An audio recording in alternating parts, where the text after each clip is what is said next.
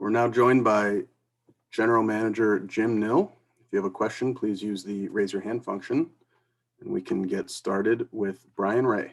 Brian? Actually, Brian, just 1 second. I just want to welcome everybody, first of all, and thank you for being part of our coverage all season. And I pray that this is our last Zoom call we have to do. Let's hope we get some normalcy back to our lives. So once again, I just want to thank everybody and welcome everybody. Thanks, Jim. How do you view your roster right now, and how does that set up your approach to this summer as you guys try to get back to that level you want to be at? Well, that's a pretty broad-based question. Where our roster's at, we have some good pieces in place, a good core in place. There will be some changes that'll take place either through contract UFA status. We have an expansion draft coming up. We have some young kids pushing from down below, and there'll be a free agency period. And so we think we have a very good core here, and we do need to continue to improve and get better, but I think we have good pieces in place and we just need to improve on that. Next, we'll go to Mike Heika. Mike? Hey, Jim, I don't know if you guys are ready for this yet, but can you update us on injuries and possible surgeries? Yes, actually, that's how I'd like to start out here. What I'll do, I'll update everybody now on the injury situation. Rupe Hintz, first of all, we had numerous injuries due to just, little injury. No, I don't want to say little injuries, but numerous injuries due to the schedule and the workload. I've never seen so many groin pulls and hamstring pulls you usually don't see during the season. And a lot of that was because of the condensed schedule and the workload. And I give our players a lot of credit for fighting through it, but I will now get to the kind of the major injuries that require attention. Rupe Hintz. Rupe sustained an avulsion injury of the left adductor tendon, which is in the pelvis area. What that is, it's a small chunk of bone attached to the adductor, pulled away, where the adductor tendon attaches to the pelvis area. He will require surgery. He's leaving on Sunday for New York City. Surgery is anticipated for Wednesday. The tendon will be surgically attached back to the original area. We expect a 3 to 4 month period of healing and anticipate full recovery for training camp. Everybody knows Tyler Seguin's situation. He came back, played the last 3 games for us. If we were going to be in the playoffs, he would have continued to play, but he now will be able to fully recovery and be ready for training camp. Alexander Radulov, as everyone knows, had core surgery, and he is healing. He's on schedule. Will be full recovery for training camp also. Ben Bishop, as everyone knows, we shut him down right at the trade deadline, and we anticipate him to be ready for training camp. Radek Faksa sustained an injury. As everybody knows, he fractured his wrist in the bubble during the Stanley Cup Finals there, and that was a burden for him all year. And he really it's just time. He needs more time to heal. It bothered him all season. It was hard to lean on his stick, hard to take shots, but he fought through it. So this extra time now will allow him to have a full recovery. Joel Hanley received has a core injury, much similar to Radulov. We're going to monitor it for the next 2 weeks, see if it settles down a little bit, and if not, he will also require surgery. That is the injuries that require attention to them. As I mentioned, players during the whole season at different times were shut down because of numerous injuries, but that's part of playing games and then part of our condensed schedule, to tell you the truth. Any questions on these injuries? Mike, I guess it's your floor. Thank you. I did have just an extra one. Is there any update on Stephen Johns and what he's doing? I know he's an unrestricted free agent now, but how do you guys look at your relationship with him going forward? We've kept a communication with him. He is dealing with his medical people that he's dealing with, and that's where it kind of continues. And if he needs help with anything, he knows that we're here for him. Our people have kept in touch with him, and he's just going through that process. But he, as you mentioned, he is a UFA as of now. Next, we will go to Saad Youssef. Saad? Hey, Jim. You talked about those injuries and then also some of the smaller ones. Just how, I mean, looking at what the work that your medical staff, the training staff did, just how important was that throughout the season, just to even, keep those guys on the ice? I cannot say enough. I'll start from the top. I'll start with the players first of all. I'm going through my exit interviews with them right now, and I've thanked them all for, are we disappointed? Yes, we're very disappointed we didn't make it. The goal here is to always make the playoffs, and we didn't do it. So we didn't fulfill that part of what we need to do. But what the players went through, I told the players, usually during a season, 70, 80 game season, you have a lot of bad games that you just kind of want to wash away. And overall, we were in almost every game. And I think our record reflects that because of the overtime games, which ended up costing us because we didn't win enough of those. But that just shows you how competitive our team was, what they dealt with to be able to stay at that level of play is really amazing. When I go back through, we got hit with the COVID and then the winter storm. The winter storm was the one that really set us back. We were okay coming through the COVID. We kind of had that all, that was still early in the season. The winter storm really set us back. That was 5 to 7 days of we couldn't do anything. Players were just trying to look after their families. And then once we received the schedule and we saw that, we knew that it was going to be a grind the rest of the way, and especially as we started to get more injuries because of that. But our players, there was no excuses. They fought through it. And then getting back to your main part of the question is the training staff, what they performed here was up above and beyond. Just with COVID protocol, David Zeiss and the medical team, we do the testing. And whenever you got a positive test, you receive that 3:34 in the morning, and his phone would be going off with these positive tests. He'd have to get hold of me. Then we'd have to put our plan into action. They were living this life every day for the whole season, dealing with all the injuries, the other training staff, the travel. And anytime we went to another arena that had an NBA team, example, Chicago, Tampa Bay, they could not get into the arena until 3:34 in the morning. So we'd fly in somewhere, get there, they'd have to get the gear, put it in a space, let it dry out as best they could, and then head back to the rink 3:34 in the morning to perform what they had to do and still be at the rink at 6:37 in the morning when the coaches and players start to show up for a game. So it was the training staff, it's amazing what they went through during all this, the stress, the travel, the burden. They did an unbelievable job to get us through this, and the coaching staff were the same way. We went into every game, there was not one game that we did not go into knowing what our lineup was until we went through the morning skate. And that's a heavy burden, and the coaching staff dealt with it and the players dealt with it and did a great job. Next question is from Matt DeFranks. Matt? Yeah, Jim, does Roddick require any sort of procedure at all, or is that just time to heal his wrist? It's just therapy and healing time. Yes. Yeah. As of right now, no extra procedures, no surgeries. No, it's just really coming when we finished, we finished up in October there. By the time he got back, it was November, and all of a sudden you're starting up late December. He just didn't have enough healing time. And then it just caught up to him. And then do you expect the entire coaching staff to be back next year, including Bones? Yes, the entire coaching staff is coming back. I've talked to them all. Once again, I thought they did an unbelievable job under the circumstances, what they're dealt with. And they had us every night. Our team played hard. Yes, we're disappointed we didn't make the playoffs. But once again, the team was prepared every night, and they did a great job this season.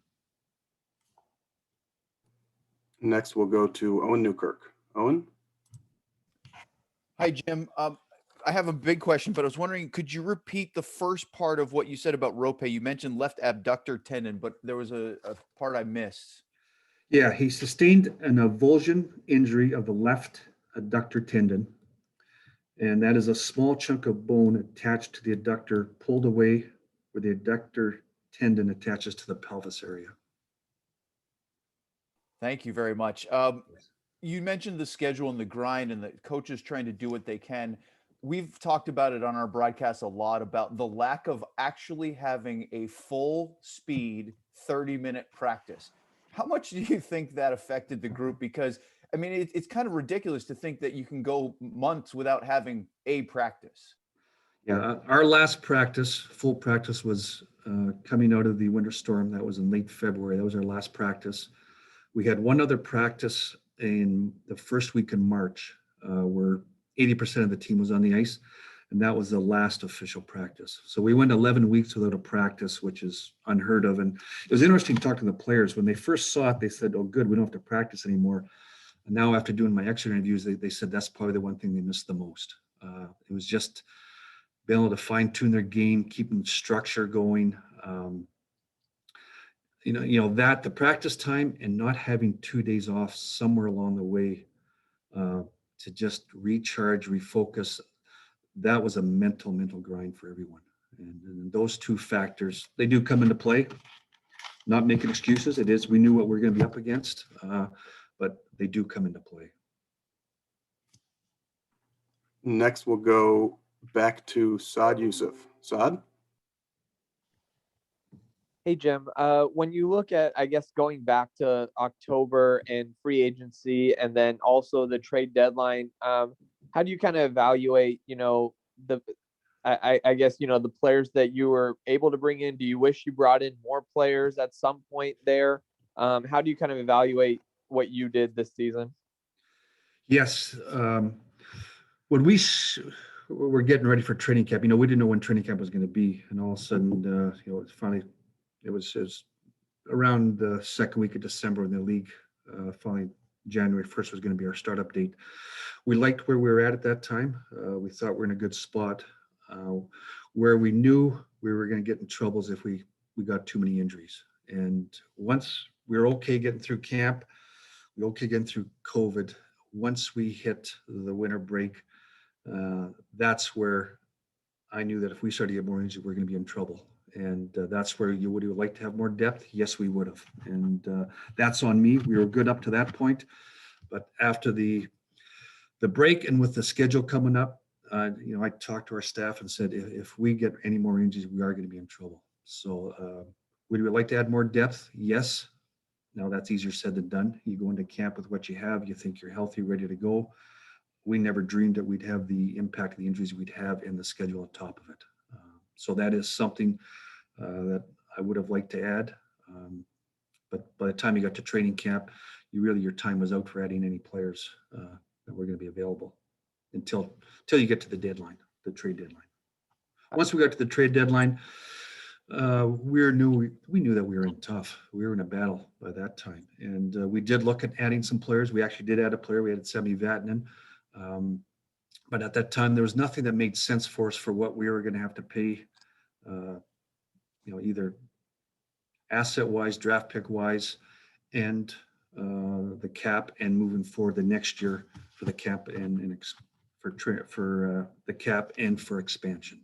So in the end, we picked up Vatanen. We knew we needed more depth. When we picked up Vatanen at the time, we had 4 defensemen we didn't think we were going to play. I think that's when Miro got hurt, Sekera got hurt, and Klingberg got hurt. And we were leaking oil a little bit there. And so we picked him up. It was a good pickup for us. Looked at some other options up front, but there wasn't a lot of options that made sense at that time for that moment and for moving forward. It just wasn't anything that was the right fit. Kind of just going off that, specifically the Radulov situation, do you think that was a situation where you maybe could have, I know you guys kind of shut him down a day or two after the trade deadline. Do you look at that as something where, maybe you could have done something with that cap number and done something at the deadline there? Yeah, cap wasn't an issue. It wasn't the issue. It was the it was the price to pay to pick up some players in that. The cap wasn't an issue with Radulov or the Ben Bishop situations. It was what players could you pick up and what was the cost to pick them up, and moving forward with expansion and everything else. It just wasn't the right fit. Next, we'll go back to Mike Heika. Mike?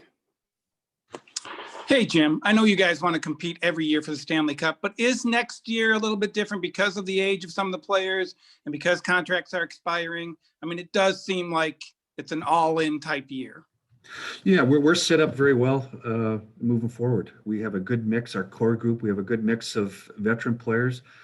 We've got a great mix of younger players coming up that are playing well and even going to get better. And we have a good group of players down in the minors coming up. So we're in a good spot. We're going to regroup. We're going to get healthy and get back at it. That doesn't mean there's not going to be changes. We need to make some changes, which will happen. There's an expansion draft that's going to take place. And we'll retool with the positions we have to. But the core of the team is in place. And so the plan is to be back up and running. The players are very confident. They like I said, they're very comfortable with where our team's at. They're disappointed as much as anybody else, but they know that if we got in the playoffs, we're going to be a tough out. And unfortunately, we didn't do it, but they're very confident with what we have in place here. Next, we'll go to Matt DeFranks. Matt? Do you feel like it's necessary to add a top 6 scorer through free agency or trades in order to contend next year? And do you feel like you have the cap space to do that? I think you always want to add more scoring. If there's somebody there that makes sense salary-wise and cap-wise, we'd look at it. But we've had the emergence of some pretty good players here. I don't think anybody realized how good Rupe Hintz is until this year. I don't think anybody knew who Jason Robertson was. And you add that in with the Ben Siggs and Radulov, we're in a pretty good spot. If there's somebody there that makes sense, would we like to add them? Yes, we would. And once again, it comes down to contract. We do have cap space. We're situated well for cap space this year and for moving forward. We're in a good spot. So if there's somebody there that makes sense, we'll do it and fill in the holes that we have to fill in. Our next question is from Taylor Baird. Taylor? Hi, Jim. A lot has been made about the physical grueling situation that you guys were under, but how did you guys handle the mental aspect of the schedule and the COVID protocols and everything that the team was operating under? Yeah, hi, Taylor. That's a very good question because that's probably the one part, the mental part that gets forgotten about. And that's where I get back to our players. We have a very tight dressing room, and they deal with adversity very well. They've been through lots of adversity, and they really rally around each other. And that's where I give our staff great credit. Our training staff on the mental side of it, coaching staff, and everybody really came together. And we're watching that all the time. And we had other people that we're talking with about these situations that would come in and help us. It was different because you can't just bring anybody in the dressing room anytime. We're under a bubble situation. We had our 50-man party that was allowed in the dressing room. So you're really limited to what you can do outside that, but everybody dealt with it very well. We had great communication within the staff if anybody was having troubles. And once again, a lot of credit to our leadership group and to the coaching staff and training staff. Next, we'll go to Sean Shapiro. Sean?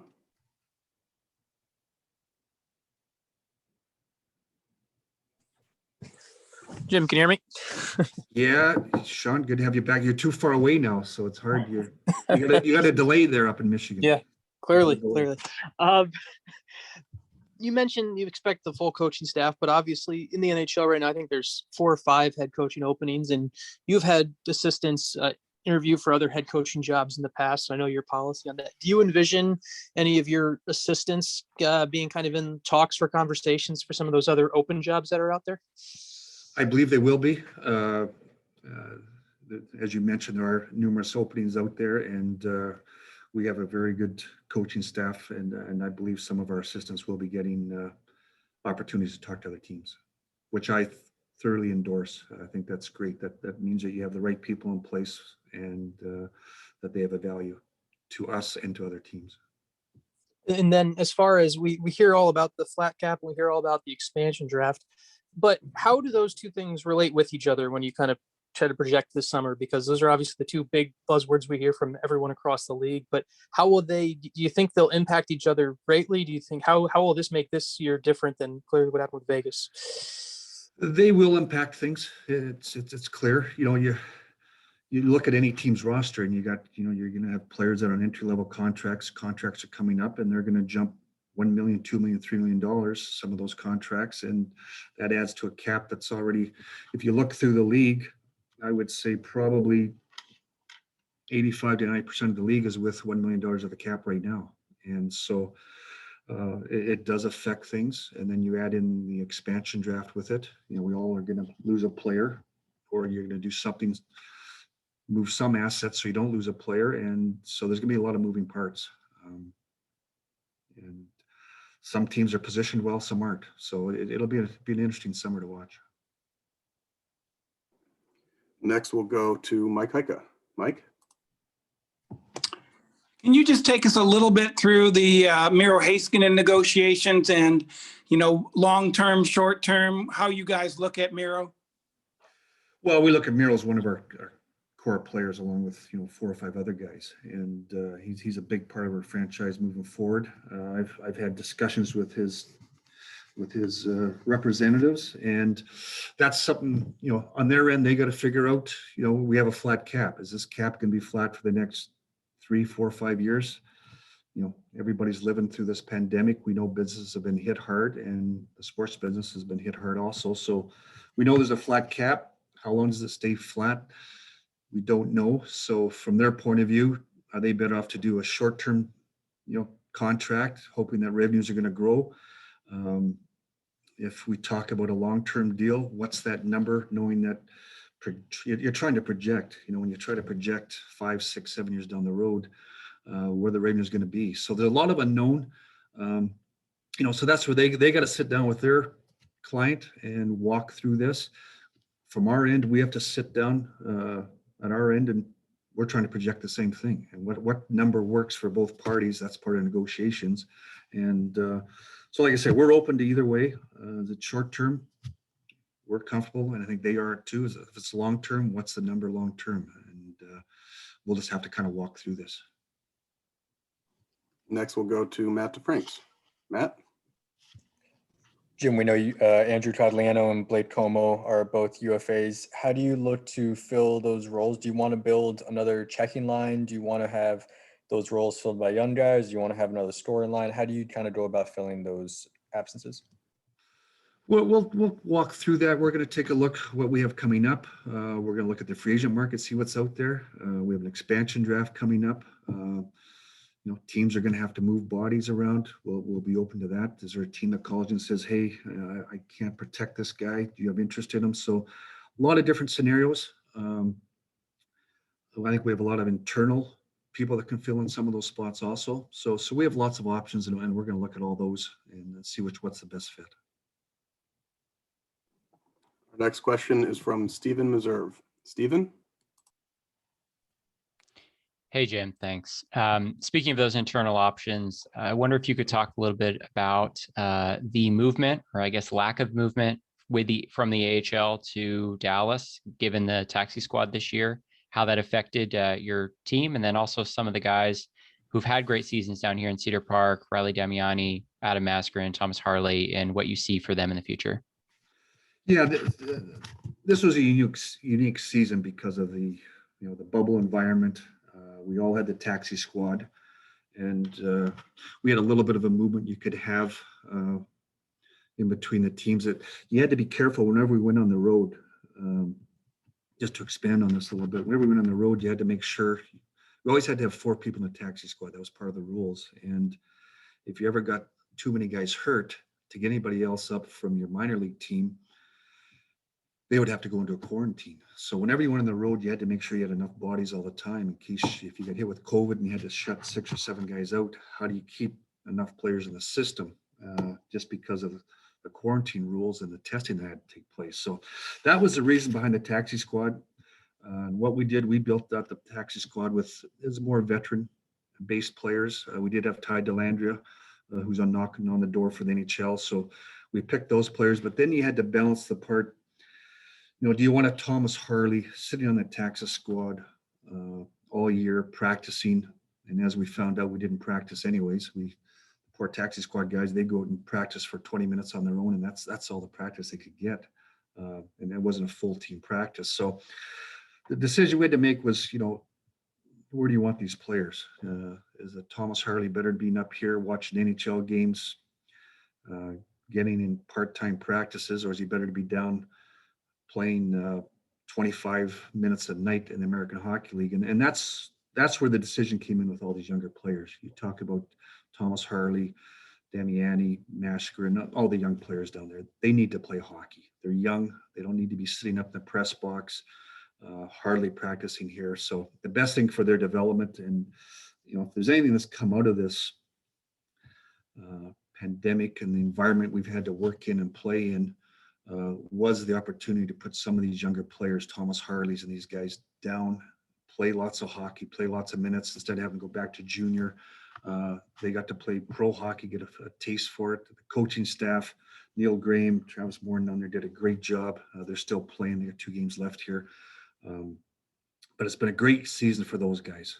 They've had lots of practice time, and they've played lots of games. So it's been a great fit that way.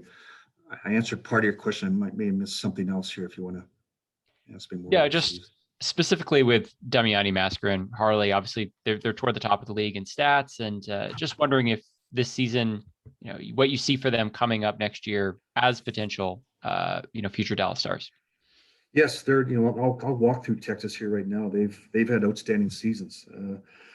They're both in the top 10 scoring. Damiani, I believe, is the top rookie scorer in the league right now. Thomas Harley is the second leading defenseman scoring in all of the American Hockey League and number 1 rookie defenseman scoring. So they've all had great seasons down there, along with other players. We had a lot of guys that we signed from college have come in and done a good job. They got their feet wet. So this has been a great season for them. And some of these guys are starting to knock on the door. Damiani's, Mascarin's, Harley, they're guys that are knocking on the door for next year. And, so that's been a bonus of going through this season and going through the environment they had to do. And, you have to remember, they went through the same situation we did. They had tight protocols, had to go through testing, quarantine times, and they also got shut down a few times because of other teams' COVID situations. So there was challenging teams in the American Hockey League. They don't have the resources we have up here, and that's where I give Neil and Travis and their training staff down there. They did an unbelievable job of keeping everybody healthy and keeping them playing. Thanks, Jim. Yes, thank you. Next, we'll go to Saad Youssef. Saad? Hey, Jim. Just wanted to ask you about a couple of players, but very different very different ways. So I'll take it one at a time. With John Klingberg, how do you view his situation? Do you try to get a contract extension done or let it play out this year? John's when I talked about the core of our team, John is one of those members. He's been a Dallas Star from day one, and he's a big part of our franchise, and he's a very top level defenseman in the NHL. So our plan is we're going to start negotiations as with the other free agents I want to bring back over the next couple of weeks. I'll start calling those agents, getting a feel for things. This process, as we know, it doesn't happen overnight. It takes time.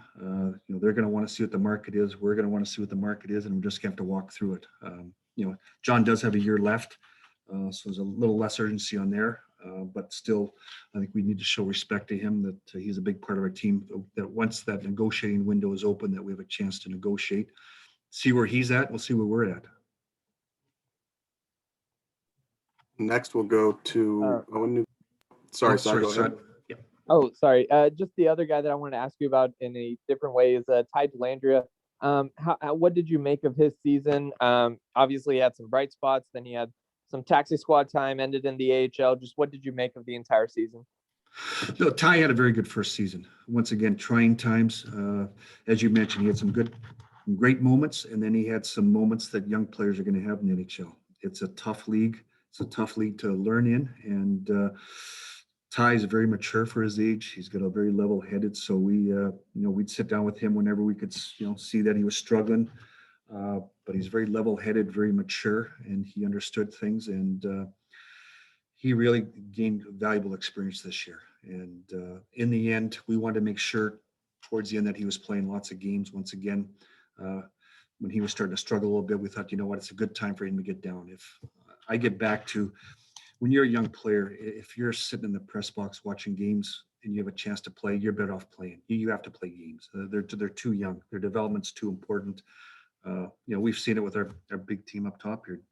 Dennis Garionov went through 3 years of playing, not playing, in the lineup, out of the lineup. And eventually, as long as they keep playing, it turns out well. But if they're sitting out, it's not good for them. So he's had a great first season. He knows what he needs to work on. He's gone down to Texas, and he's having a great season down there. I believe he's a point a game down there. He's been one of our better players and has impacted every game. So that's a good situation for him. Next, we'll go to Owen Newkirk. Owen? Jim, you've mentioned the expansion draft several times, and I'm curious, as I'm sure you probably don't want to or can't reveal it just yet, but has your protection list or the projected protection list that you're going to use changed throughout this season? And as you try to keep your cards close to the vest for now, can that still change from now until the actual expansion draft in a month or so? Yes, it has stayed pretty on course. We know our situation, what we have to do. The players have performed well that are in those bubble situations, and there's going to be different options we can do. So we are, what happens now is, as the league, we're going to get, regular season's over with, and then playoffs are going to get over with. That's when teams are going to start talking more. Right now, teams are going to get through their playoff runs, see where they're at. And we're all going to start talking and see what situations we have arise. We can now talk to Seattle. So I can talk to Seattle and say, hey, here's my situation.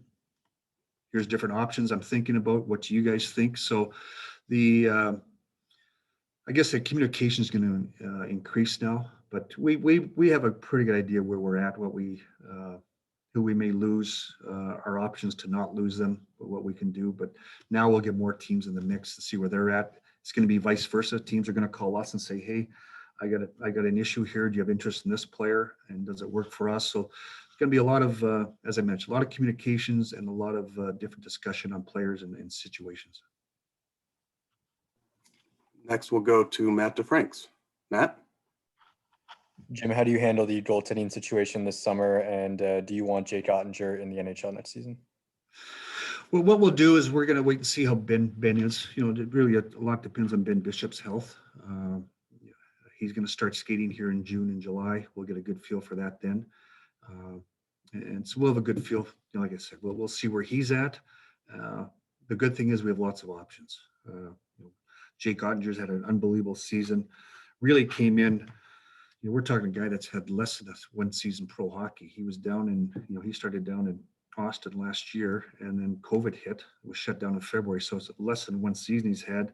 Came into the bubble, practiced with the team, was our backup, got his feet wet in a couple situations there, having to come into games, and started the season. We didn't know where Ben was going to be, and ended up that Ben was going to be out for a while. And Jake came in and did an unbelievable job for us. For a guy that hasn't had that much pro experience, how he performed is very admirable, and he's a great young man. His work ethic is unbelievable, and he's just going to continue to improve. As we know, he's going to go represent USA at the World Championships. Him and Jason Robertson represent Team USA at the World Championships in Latvia. So that's a real feather in his hat. So we're going to just monitor it here, see where Ben's at. Once again, we're in a good position. If Ben's healthy, we've got 3 healthy goalies. We have different options that we can use with those goalies if we need be. So we're just going to have to just kind of walk along here, see where everybody's at, but we're in a good position because we have depth in that position. All right, we'll take 3 more questions for Jim here, starting with Mike Heika. Mike? What do you guys' analytics say about how you play? Are you a good possession team? Do you have trouble finishing? Are there things you guys can do to improve the finish of the team? Yeah, actually, our analytic numbers were very good this year. And like I say, analytics are part of it, but there's other parts to it too. So, but our analytic numbers were very good. Other than as you mentioned, our finishing 5-5. We did finish. Now the season's not over yet completely, but I think we're 17th or 18th in the year goals for. So the way I look at it is, can you get better at that? Yes, we have to get better at that. Our finish was not finishing, scoring goals, I guess the best way to say it, has to get better. Now, when you look back at it, if you had a Sagan in the lineup, a Radulov in the lineup, Radulov was at a point of game pace when he got hurt. He was playing some of the best hockey I've seen him play. Tyler Sagan's been a top goal scorer in the league for a long time. And then Rupe Hintz playing injured and playing really every second game until the last 3 weeks here. You take those players out of the lineup, that's a first line in any team. So you are going to lose some goal scoring. So is it a concern? Yes. I think you talk to any team in the league, we all want to get better at goal scoring. And it's something we need to get better at. We think we have that internally, and it's something that we're going to try to add. And but like I said, a lot of it also was the lineup. A lot of nights had a lot of say in that also, which makes it tough.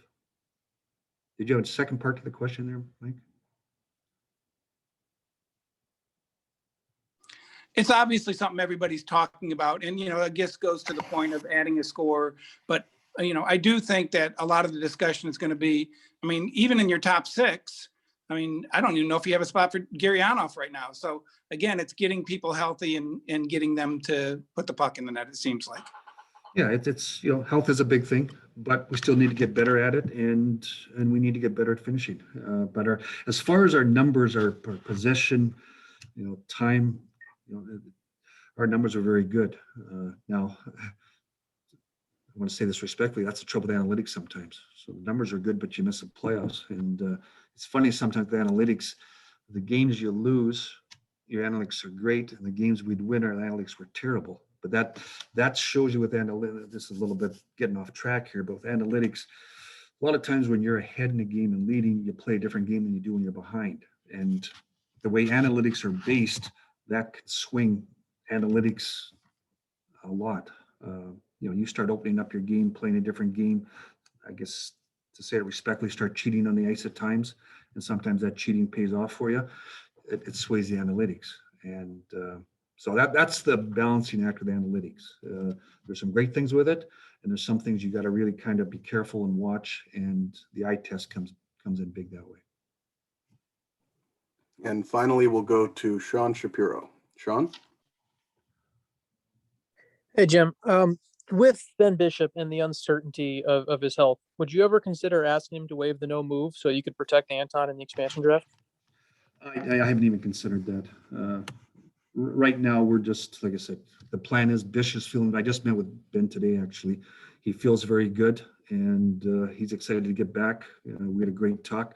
I think when Ben is healthy, he's one of the top 3 to 5 goalies in the league, and he has shown that. And he's a guy that can be the difference maker for you being in the playoffs and winning the Stanley Cup. And I think it's important for him to get back with us.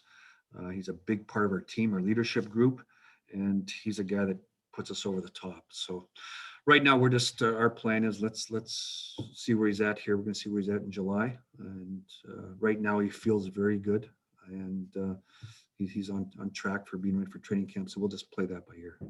And then one other one, just because I know you've been involved on boards and stuff with the AHL and everything. The one division there did play the playoffs. Just for your perspective and handling players from you guys playing a division that did not do any postseason, what was your thought process on the best way for whether to implement playoffs or not, just for the minor league this year without a Calder Cup and everything? Well, there was going to be no Calder Cup, so we knew that. And then just with travel involved, so many factors come into play in the American Hockey League. These kids they've been playing at a 30% reduction in pay, and all of a sudden you start their season's finished May 15th. Does it make sense for them to keep playing another 2-3 weeks? And it's another burden for them financially. The testing, you need to understand the mental strain and the physical strain these poor players have been under. And we just thought, they've had a good season.